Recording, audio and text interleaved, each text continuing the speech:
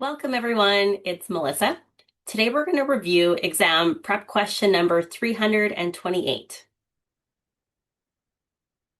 Your client shares, I blew my eating plan again last night. I know better, but I just can't seem to get it together. What's the coach's best response? A, you slipped on your plan last night, but that doesn't mean you're failing overall. B, you're disappointed because you expected more of yourself. C, you want to follow through but feel frustrated that your behavior doesn't match your intentions. D, it sounds like you need more accountability to stay consistent. Or E, let's explore what triggered you to overeat. All right, so when we look at different competencies that are showing up in this question, we really want to be looking for active listening and presence, client awareness, perspective shifts and insight, as well as reflection and reframing. So when we look at what's happening in each of these different responses, in option A, you slipped on your plan last night, but that doesn't mean you're failing overall.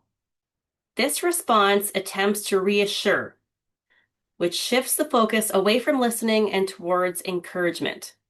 While it's supportive, it minimizes the client's current emotional experience and doesn't reflect what they just showed us through the self-critical tone.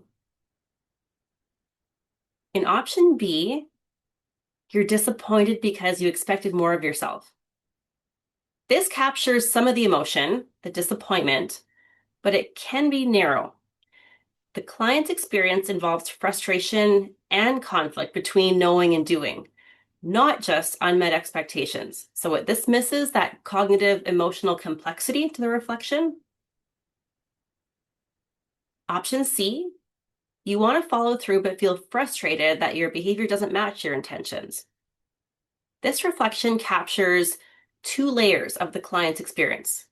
The intention behavior gap, they want to succeed but aren't following through. The emotion of frustration and self-judgment behind their words, that I know better but can't get it together. So this demonstrates the deep listening and the emotional attunement without jumping into advice, without reassurance, or without any analysis.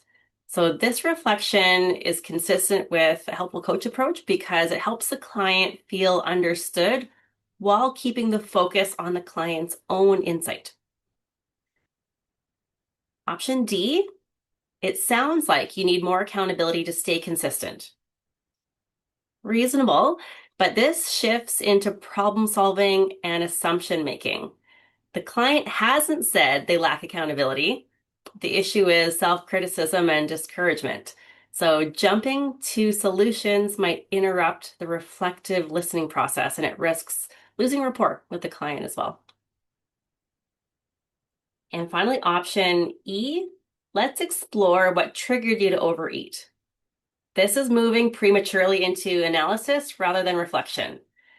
It's also not showing the immediate listening response the coach can offer. And we want to keep in mind the coach's first job is to be more aligned with reflecting emotion and meaning, not to investigate causes. That borderlines scope of practice. All right, so out of the answers, we're looking for C as the most helpful response from the coach. So if you're looking for more support towards your exam, I have many different options for you.